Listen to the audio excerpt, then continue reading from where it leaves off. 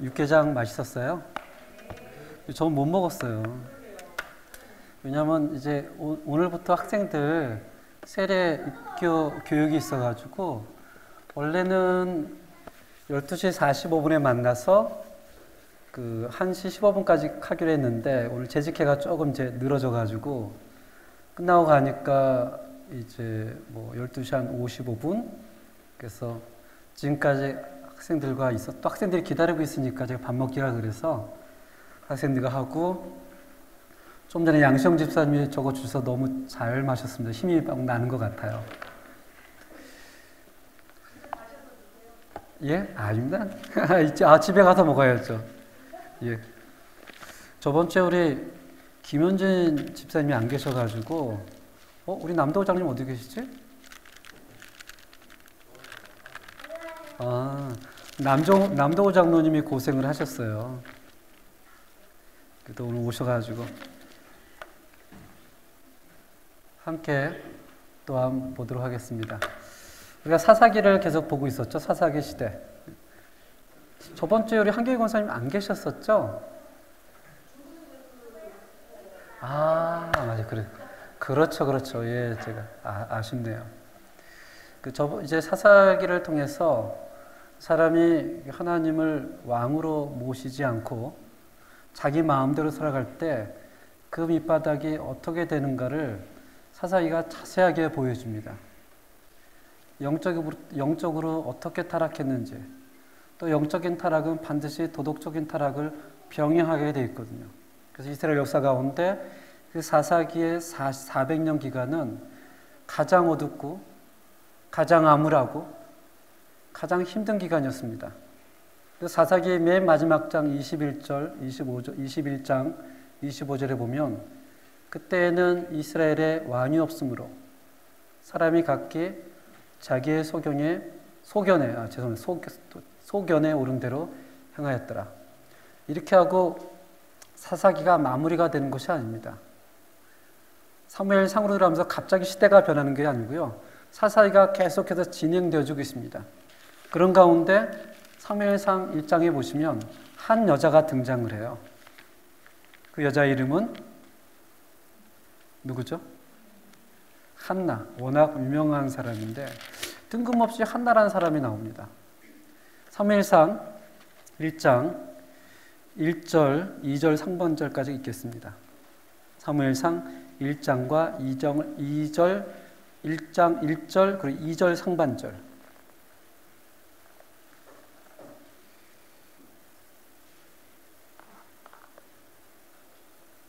제가 천천히 읽겠습니다. 에브라임 산지 라마다 임서빅에 에브라임 사람 엘가나라 하는 사람이 있었으니 그는 여로함의 아들이요 엘리후의 손자요 도후의 증손이요 숲의 현손이더라. 그에게 두 아내가 있었으니 한 사람의 이름은 뭐라고요? 한나요. 두 아내가 있는데 이 한나 이름을 먼저 이렇게 성경에서 기록하는 것을 보면 성경에서는 이름도 이렇게 자기 마음대로 배열하지 않습니다. 언제나 좀 더 중요한 사람, 좀 더 연장자, 특별히 두 아내가 있는데 한나를 먼저 이렇게 썼다라는 것은 엘가나에게 두 아내 가운데 누구를 더 사랑했다는 걸 보여주는 거예요. 한나를 훨씬 사랑했다는 걸 보여주고 있습니다. 이 한나 여자가 갑자기 뜬금없이 성경에 기록이 되면서 이 한나가 살았던 시대를 한번 잠깐 보시기 바랍니다. 이 한나가 살았던 시대를 보시면 그때도 대제사장이 있었습니다. 그 사람들 마음속에 하나님을 왕으로 모시지 않는 것은 사실이었지만 왕으로 모시지 않는다고 해서 종교적인 제사나 종교적인 형식이 없어진 건 아니었습니다. 여전히 그들은 대제사장이 있었고 제사를 드렸고 종교적 형식이 그대로 진행되고 있었습니다. 한나가 살았던 그 시대에는 혹시 아세요? 이 사람이 누군지? 우리 사무엘상 12절 한번 보시겠습니다. 사무엘상 12절. 사무엘상 1절 12절 한번 보겠습니다. 이 사람의 이름이 나오는데 이 사람의 이름은 어떻게 되죠? 엘리. 그 사무엘이 등장하기 직전, 마지막 사사인 사무엘이 등장하기 직전 대제사장입니다. 이 엘리의 영적인 상황을 이 사무엘상에서 군데군데 보여줘요. 12절에 보니까 이렇게 합니다. 그가 요 앞에, 그라는 것은 한나입니다. 한나가 자녀가 없어서 하나님 앞에 기도를 합니다. 지금도 자녀가 없다라는 것은 특별히 한국 사람에게는 상당히 이제 힘든 일이죠. 물론 요새 젊은 분들은 결혼도 안 하려고 하고 또 결혼해도 자녀를 안 낳으려고 한다고 하지만 일반적인 한국 우리 정서에서는 자녀를 없다라는 것은 예전에는 가문의 수치였습니다. 좀 들으면 불편하시겠지만 칠거 지역 가운데 하나였어요. 그래서 자녀를 못 낳으면 어떻게 해요? 자녀도 그냥 자녀가 아니고 아들을 낳았어요. 아들. 가끔 이렇게 우리 집사님들하고 권사님들하고 얘기를 나눠보면 그런 말씀 하시더라고요. 어떤 분은 딸 하다가 아들 낳으니까 그때서 옆에서 이런 얘기를 합니다. 이제는 집에서 마음 편하게 살 수 있겠네요. 맞아요. 이런 얘기를 해요. 근데 그 당시에 우리 한국 사람들은 자녀를 낳지 못하는 것이 여자로서의 큰 수치고 가문에서 자기 할 일을 못하기 때문에 그런 일이 있었지만 히브리인들은 어떻게 생각했을까? 단순히 자녀를 못 가져서 한나가 슬퍼한다고 우리가 이해하면 안 되고요. 히브리인들은 이렇게 생각을 합니다. 5절을 보겠습니다. 5절. 1장 5절. 1장 5절을 5절 6절을 보겠습니다. 시작. 한나에게는 갑절을 주니 이는 그를 사랑함이라. 그러나 여호와께서 그에게 임신하지 못하게 하시니. 또 6절입니다. 여호와께서 그에게 임신하지 못하게 하심으로.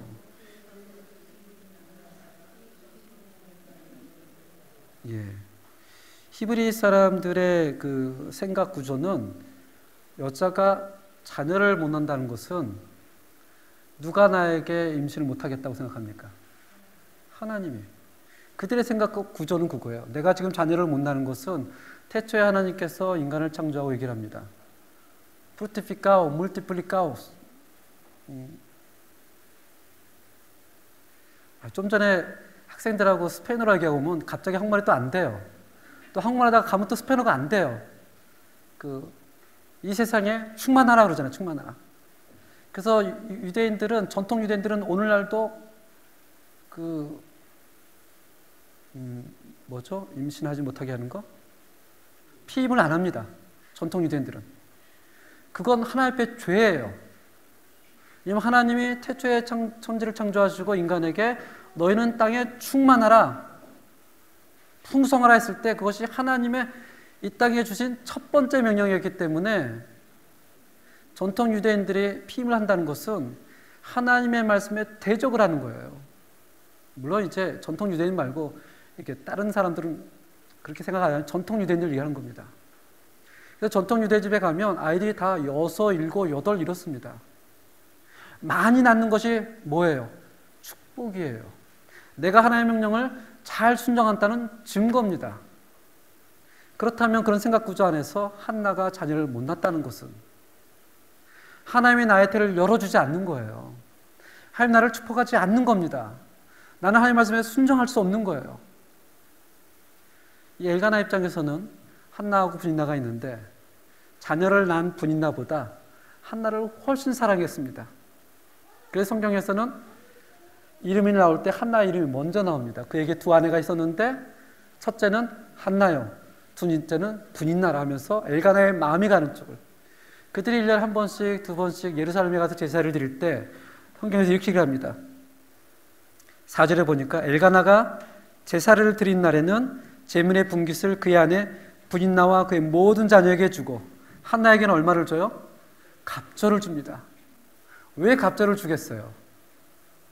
너무 사랑하는데 그 아내가 하나님에게 축복을 받지 못했다는 사실이 너무나 안타까운 겁니다. 그래서 분인나에게 주는 것보다 한나에게 갑절을 줍니다. 그랬는데 6절에 보니까 5절, 6절 두 번째 얘기를 하죠. 여호와께서 한나의 태를 열어주지 않았다. 성경도 기록하고 히브리인들은 그렇게 생각했습니다. 그것이 그때마다 예배 드리고 갈 때 괴로운 거예요. 왜 하나님이 나를 저주하셨을까? 왜 하나님이 나를 버리셨을까? 단순히 하나님 제가 애를 낳고 싶습니다 이런 기도가 아닙니다. 왜 하나님 나를 버리셨습니까? 왜 나를 저주하십니까? 그러한 공허함은 엘가나가 갑절에 분깃을 줘도 채워지지가 않는 것입니다.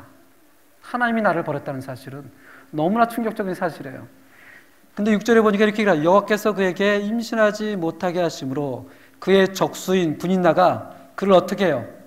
심히 어떻게 했다고요? 격분. 어떻게 격분했을까? 격분하여 괴롭게 하더라. 어떻게 했을까요? 아마 이랬을 거예요. 함께 예배를 드리면서 야, 너 예배 드려도 하나님이 안 받으셔. 정신 좀 차려. 보면 모르겠니? 너가 자녀를 못 갖은 것이 하나님 너를 미워한다는 증거야.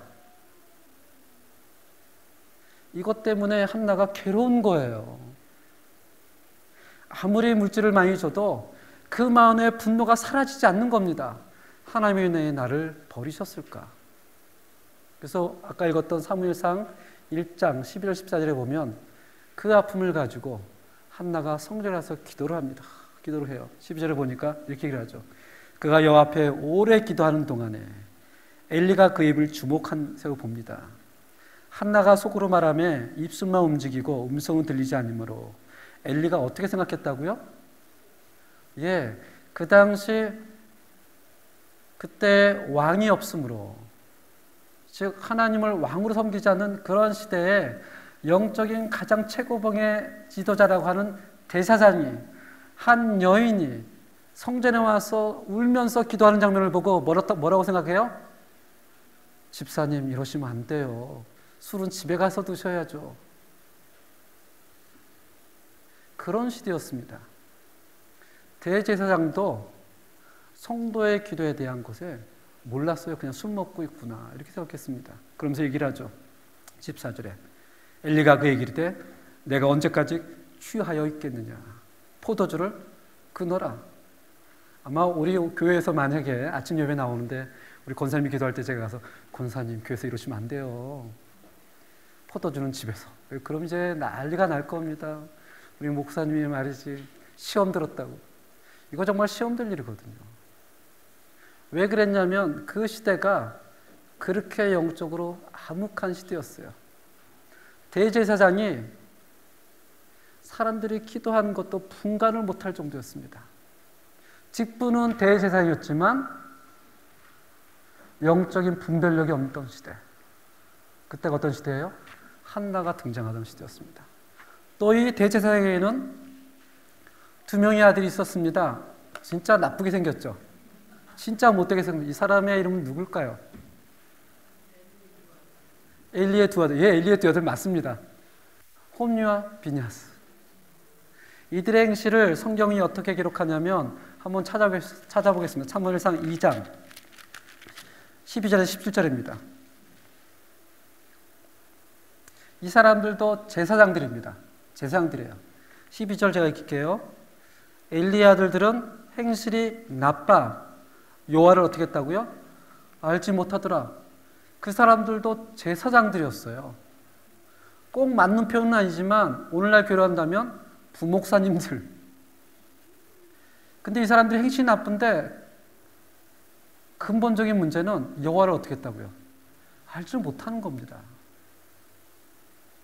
얼마나 영적으로 어두웠으면 대제사장인 엘리는 성도의 기도를 보고 영적 분별력이 사라지고 그 아들들은 제사장이면서도 행실이 나빠서 여호와를 알지 못하는 게 아니고요.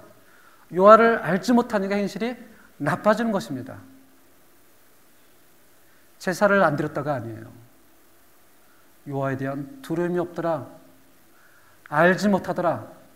계속 이렇게 있습니다. 13절. 그 제사장들이 백성에게 행하는 관습은 이러하니, 관습이니까 한 번 한 것이 아니고요. 굉장히 오랫동안 꾸준히 한 행동입니다. 곧 어떤 사람이 제사를 드리고 그 고기를 삶을 때에 제사장의 사환이 손에 3살 갈고리를 가지고 와서 14절인데 그것으로 냄비에나 솥에나 큰 솥에 가마에 찔러 너 갈고리에 갈려 나오는 것은 누구 거가 된다고요? 자기 거가 되는 거예요. 일반 백성들이 하나님 앞에 제사를 드리려고 예배를 드리고 나오는 것을 가지고 자기 사원을 시켜서 갈고리로 탁 찍어서 좋은 거를 끄집어냅니다. 그리고 이게 누구 거예요? 자기 거예요. 하나님에 대한 두려움이 1도 없는 사람들. 그것을 한 번이 아니고 간섭적으로 계속했다라는 거예요. 간섭. 제사장이 자기 것으로 가지되 실로에서 그곳에 온 모든 사람들에게 이같이 할 뿐 아니라 특정한 대상일 뿐만 아니라 하여튼 예배드려 나온 사람 모든 사람에게 갈취를 했다는 것입니다. 왜 그래요? 여호와를 알지 못하니까. 15절입니다. 심지어는 기름을 태우기 전에도 제사장의 사원이 와서 제사 드린 사람에게 이르기를 누구에게 먼저 드리라? 제사장에게 먼저 드리라. 이 사람은 정말 하나님의 두려움이 너무 없는 사람입니다. 하나님보다 자기가 위에 있는 거예요. 근데 부전자전이죠. 아버지가 저러니 아들이 그럴 수밖에 없는 겁니다. 그럼 이 사실을 엘리는 몰랐을까요? 한 번도 아니고 두 번도 아니고 자기가 모든 것을 총괄하는 대제사장이고 알들은 제사장들인데 몰랐을까요? 알았습니다. 우리 2장 22절을 보겠습니다. 2장 22절. 시간이 이제 흐르고 나서 엘리가 매우 늙었더니, 이 말은 엘리가 늙을 때까지 이 사람들의 악행이 끊이지 않았다는 것입니다. 그의 아들들이 온 이스라엘에게 행한 모든 일과 회막 문에서 심지어는 수종드는 여인들과 어떻게 했다고요? 동침하여. 이제 아버지도 그 자기 아들들에 대해서 간섭을 안 하니 그들의 교만함이, 그들의 죄가 거칠 것이 없는 거예요. 처음에는 제사를 이렇게 갖다가 갔지만 좀 지나고 대담해져서 이제는 거기서 수종드는 여인들까지 건듭니다. 그걸 누가 들어요? 엘리가 들었다는 거예요. 한 번 들은 게 아니고 계속해서 들었다는 거예요. 계속해서. 근데 엘리가 이렇게 얘기를 합니다. 그들에게 이르되, 23절입니다. 너희가 어찌하여 이런 일을 하느냐? 내가 너희의 악행을 이 모든 백성에게서 듣노라. 계속 나는 듣고 있었다. 그런데 엘리에 이렇게 얘기하죠. 24절입니다. 함께 읽겠습니다. 시작. 내 아들들아, 그래하지 말라. 내게 들리는 소문이 좋지 아니하니라. 너희가 여호와의 백성으로 범죄하게 하는도다. 끝. 그게 끝이에요. 아무것도 안 합니다. 계속 듣다가 너무 커지니까 불러서 한다는 얘기가, 야, 소문이 너무 좋지 않다. 이제 그만 먹어라. 많이 먹었다. 그만해라. 그게 엘리의 자녀를 다루는 방법입니다. 나중에 하나님의 사람이 엘리에게 와서 이렇게 얘기를 합니다. 29절입니다. 29절. 함께 읽겠습니다. 시작. 너희는 어찌하여 내가 내 처소에서 명령한 내 제물과 예물을 밟으며 내 아들들을 나보다 더 중히 여겨 내 백성 이스라엘이 드리는 가장 좋은 것으로 너희들을 살찌게 하느니. 엘리의 삐뚤어진 부성. 자녀를 사랑하지 않는 부모가 어디 있겠습니까? 다 사랑하죠. 근데 이것은 굉장히 삐뚤어진 부성이에요. 누구보다도 더 사랑해요. 하나님보다도 더 사랑하고, 그 자녀들 때문에 그 백성들이 죄를 지어도 자녀의 사랑이 너무나 큽니다. 너무나 커요. 우리 한국말도 그런 얘기가 있죠. 할아버지가 오냐오냐 하니까 수염 잡아당긴다고. 그냥 예쁜 거예요. 이게 그 당시 영적인 분위기였습니다. 그래서 사무엘 상도 상반절에는 이 구절이 계속해서 지속되고 있는 거예요.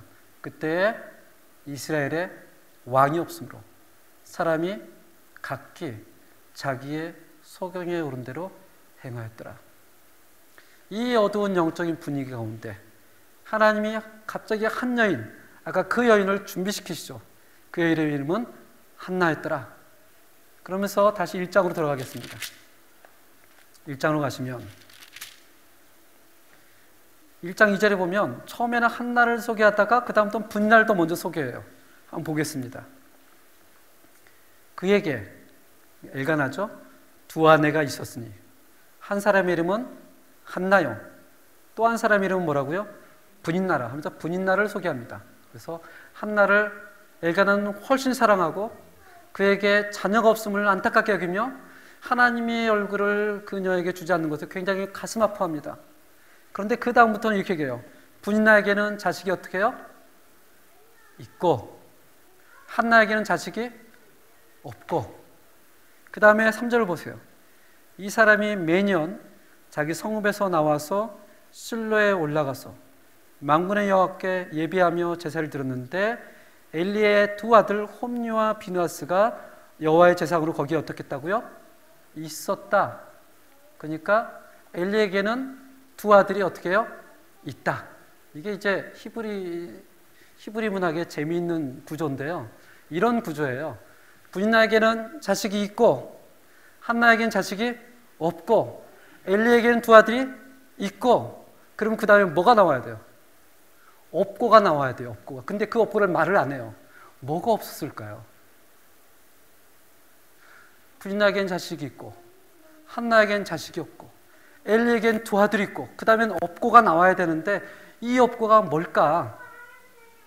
성경에서 얘기하지 않습니다. 그 가운데 한나가 기도하러 가는 거예요. 기도를 합니다.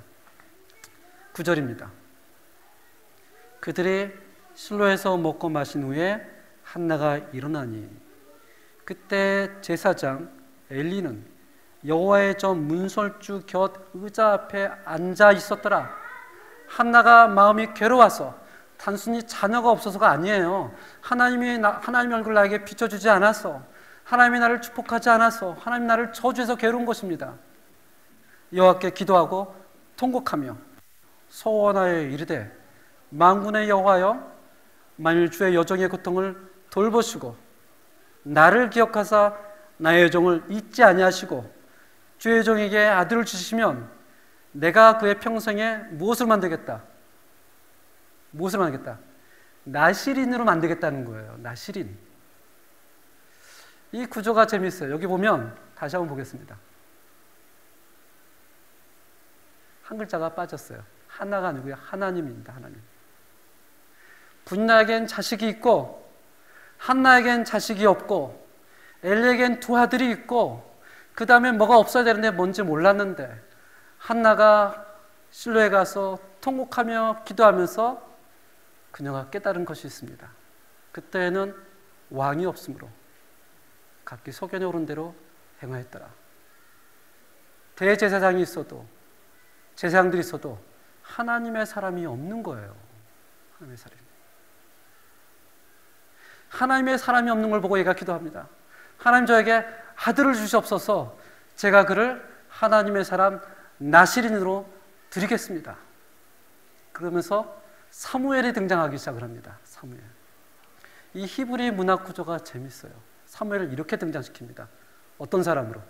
하나님의 사람으로 등장시켜요. 한국에 신학을 할 때 보니까 보통 이제 우리 서양 사람들과 한국 사람은 좀 달라요. 이제 서양 사람들은 이제 신학교에 가면 이렇게 물어봅니다. 왜 신학을 하려고 합니까? 물어보면 서양 사람은 대부분 이렇게 대답합니다. 하나님이 나에게 소명감을 주었고 나에게 이런 비전을 줘. 근데 한국 사람은 정확히 퍼센트는 모르겠지만 반 이상은 되는 것 같아요. 이렇게 얘기합니다. 우리 어머님이 제가 임신되었을 때 소원을 했습니다. 저 신학교 들어갈 때도 한국에서 이렇게 쏘는 거 제가 봤거든요. 진짜 50% 이상은 어머님 소원이래요. 또 우리는 그거를 설교에서도 많이 합니다. 여러분 소원하면 지켜야 됩니다. 아들의 뜻과는 전혀 상관없이 엄마가 일방적으로 소원을 해놓고 신학교를 보내는 뭐 그렇게 해서 잘된 분도 있지만 이거는 이 성경을 잘 이해하지 못하는 거예요. 한나가 소원한 것은 하나님과 내고하는 게 아닙니다. 내가 자녀가 없으니 나에게 이거 주면 나도 죽게요가 아니에요. 처음에는 하나님의 저주받고 축복받지 못한 것으로 자기의 심장을 두드리며 기도했지만 성경에서 나오는 것처럼 분이 나는 자식이 있고 나는 자식이 없고 엘리에겐 두 아들이 있고 기도하다 보니까 하나님에게 누가 없어요. 하나님의 사람이 없는 것입니다. 기도하죠. 하나님, 제게 아들을 주세요.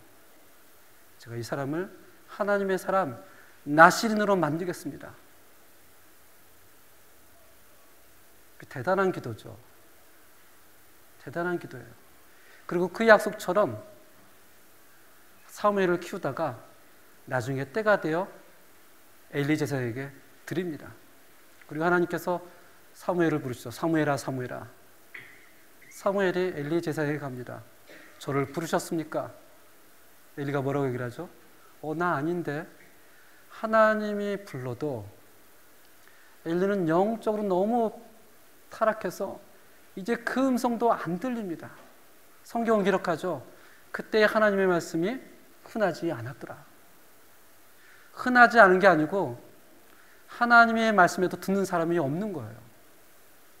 3번 그렇게 하고 나니까 엘리가 그렇습니다. 하나님이 너를 부르시는 것 같다. 이번에 부르시면 예, 제가 여기 있습니다라고 대답해라. 그리고 사무엘이 그가 키가 성장하면서 지혜가 성장하고 하나님의 사람으로 성장해 갑니다. 그가 이제 온전히 엘리와 엘리 가문이 다 멸망하고 나서 대제사장이 됐을 때 사무엘이 늙고 사람들이 찾아옵니다. 이쯤에서 우리가 신덜로로 심프루도 한번 해줘야죠. 우리 김현희 집사님 한번 또 외쳐주셔야지 오늘 또 프레센트한 기념이 되죠. 예. 그러니까요. 그동안 어떻게 했겠어요. 심프루또 심프루또 예, 심프루또 사무엘이 이제 제사장이 되어 일을 해 나갈 때 이제 통일왕국 시대가 이제서 비로소 시작이 되는 거예요. 이전까지는 계속 사사기의 연장입니다.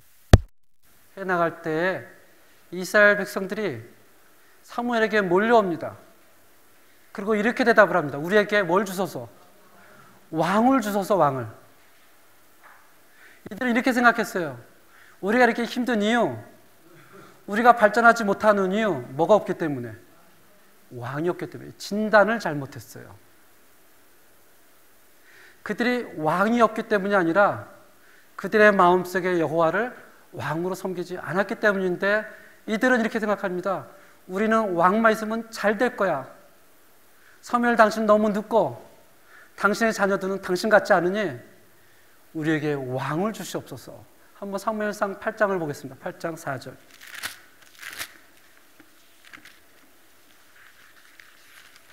8장 4절에서 9절까지 보겠습니다.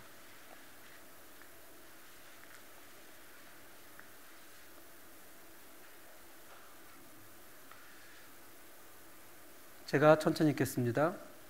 이스라엘 모든 장로가 모여 라마에 있는 사무엘에게 나가서 그에게 이르되 보소서 당신은 늙고 당신의 아들들은 당신의 행위를 따르지 아니하니 모든 나라와 같이 우리에게 왕을 세워 우리를 다스리게 하소서. 여기 보면 그냥 왕을 주옵소서가 아니에요. 어느 나라와 같이, 어느 나라, 이방 나라들 같이. 이 이스라엘 백성들의 마음속에서는 누구와 되고 싶은 마음이 있는 거예요. 이방 나라들처럼 되고 싶은 마음이 있는 것입니다. 하나님의 백성이 아닌 사람들을 부러워하는 거예요. 우리도 이렇게 잘 살고 싶고 잘 먹고 싶고 문제를 보니까 우리에게 뭐가 없더라? 왕이 없더라. 왕을 주는데 그냥 왕이 아니라 저 이방들 나라같이 똑같은 왕을 주세요. 저런 왕을 주세요. 얘기합니다. 6절입니다. 우리에게 왕을 주어 우리를 다스리게 하라 했을 때 사무엘이 그것을 어떻게 했다고요? 기뻐하지 아니했어요. 왜 기뻐하지 않았을까요? 왜? 사무엘은 알고 있었어요. 여호와께 기도하며 7절에 여호와께서 사무엘에게 이릅니다. 여호와께서 사무엘에게 이르시되 백성이 내게 한 말을 다 어떻게 해요? 들으라. 이는 그들이 누굴 버림이 아니요 너를 버림이 아니요 누굴 버렸다? 나를 버려 자기들의 왕이 되지 못하게 합니다. 이 백성들이 끝까지 나를 왕으로 섬기지 않는구나.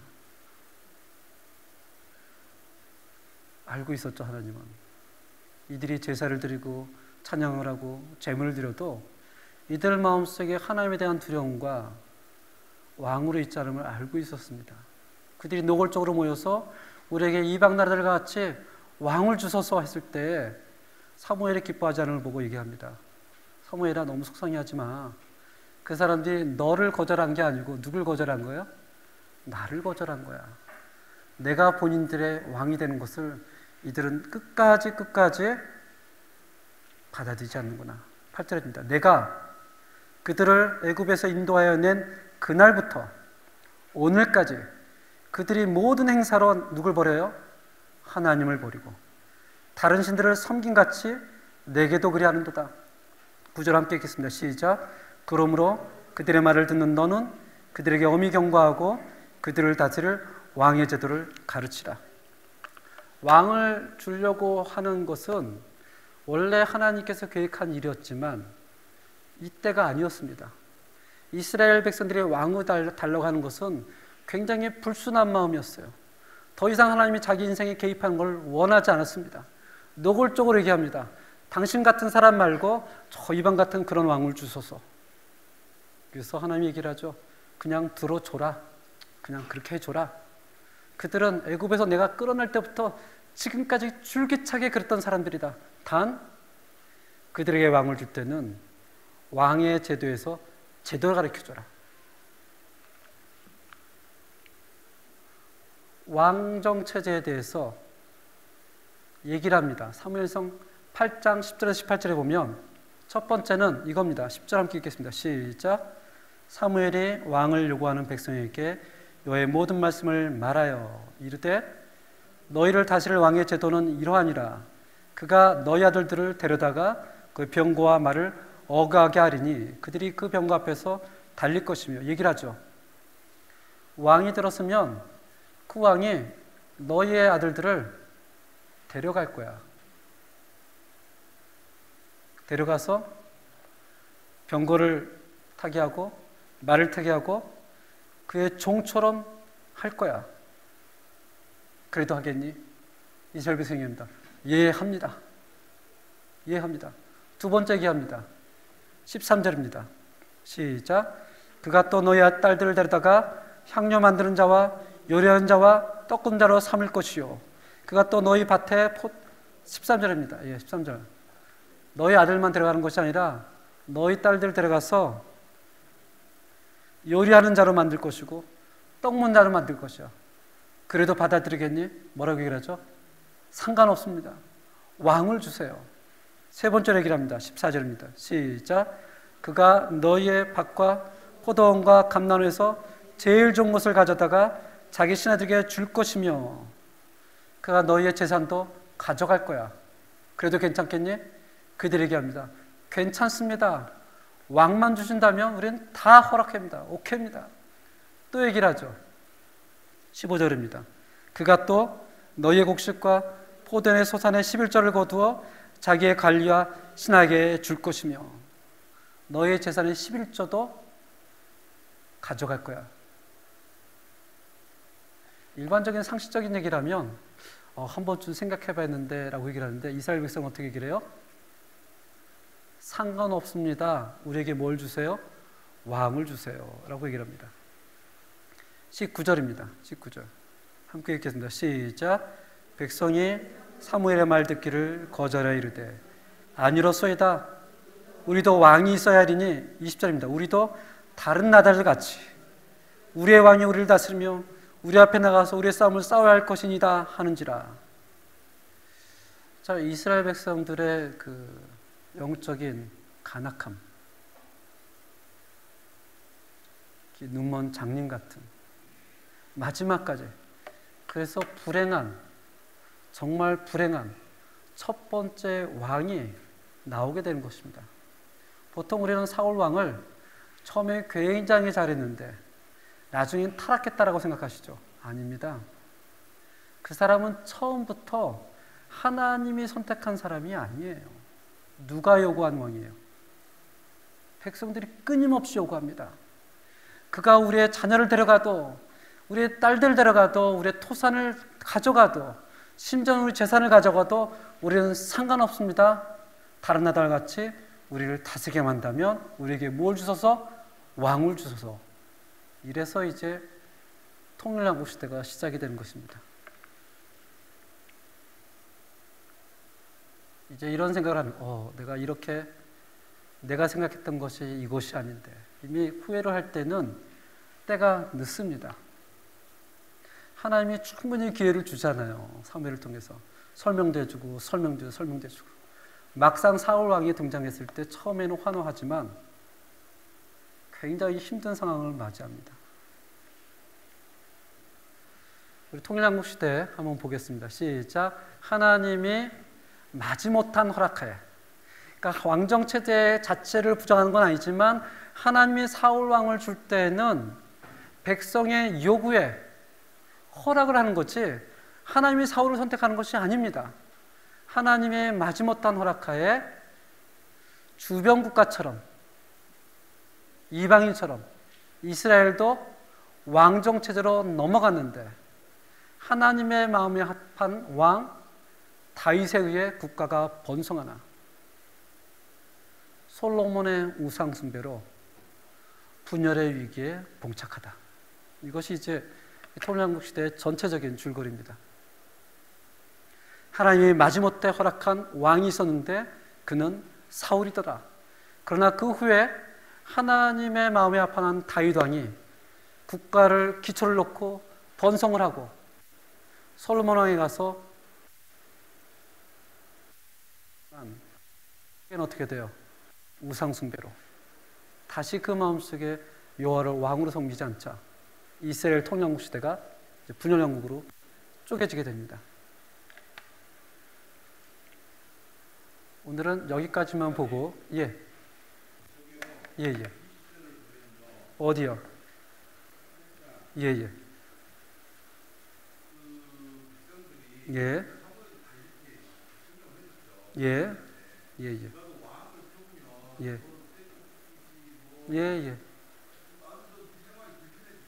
그렇죠.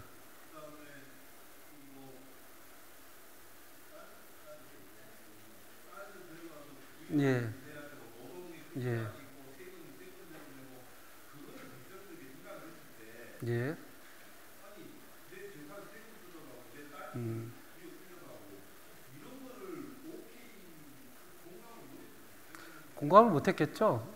한 번도 왕정체제를 맞이하지 않았기 때문에 몰랐을 겁니다. 근데 이 사람들의 근본적인 것은 첫째는 하나님이 자기를 왕으로 다는 걸 그걸 부정한 거예요. 거기서부터 이야기가 시작이 되는 거거든요.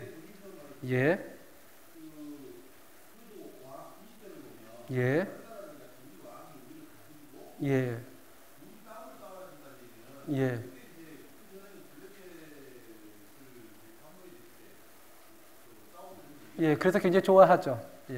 처음에 좋아하죠.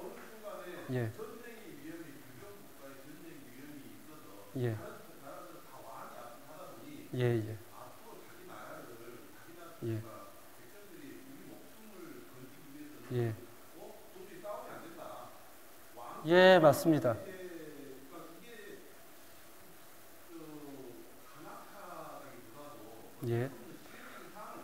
두 가지를 다 봐야 돼요. 왕정체제를 하나님이 부정하는 게 아니고요. 그들이 그것을 요구하는 근본적인 마음을 보는 거예요. 근본적인 마음.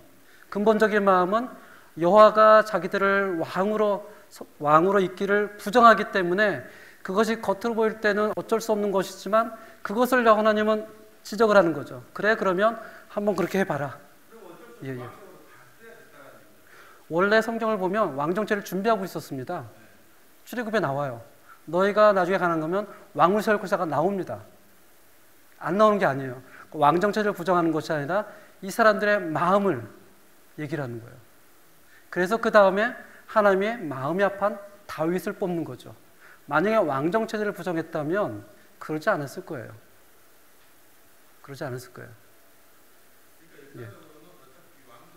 그렇죠. 어차피 가는데 이 사람들이 하나님의 때를 기다리지 않은 거죠. 갈 수밖에 없어요. 근데 이 사람들은 말라가나 나쁜 마음으로 시작을 하는 거예요. 그냥 우리에게 왕을 주어서 하나님께서 이런 마음이 아니고 다른 나라들처럼 그저 하나님이 우리 가운데 있지 않고 그것을 원했거든요. 그래서 톡톡한 대가를 치릅니다. 그 대가는 11월 달에 볼 거예요. 함께 보실 겁니다. 세 명의 주요 인물이 있습니다. 첫 번째는 사울 왕, 두 번째는 다윗 왕, 세 번째는 솔로몬 왕. 이 부분은 우리 외국 사람들이 한국 드라마를 보면 미치는 장면이 있대요. 잘 보다가 재밌으려고 그러면 to be continue 끝난다는 거예요. 다음 시간에. 저희도 다음 시간에 뵙겠습니다. 예, 미치게 재미있는데 말이죠. 이제 기도하고 마치겠습니다. 예, 하나님 아버지, 오늘 우리에게도 하나님의 은혜를 나눌 수 있는 귀한 시간을 허락하심을 감사드립니다. 성령을 통해서 그들이 어떻게 이야기가 되어져 있는지 하나님의 마음을 이해할 수 있는 은혜를 허락해 주시고 두렵고 떨리는 마음으로 하나님이 우리의 왕으로 섬기며 살아갈 수 있도록 붙잡아 주시옵소서. 예수님의 이름으로 기도합니다. 아멘. 예, 수고하셨습니다.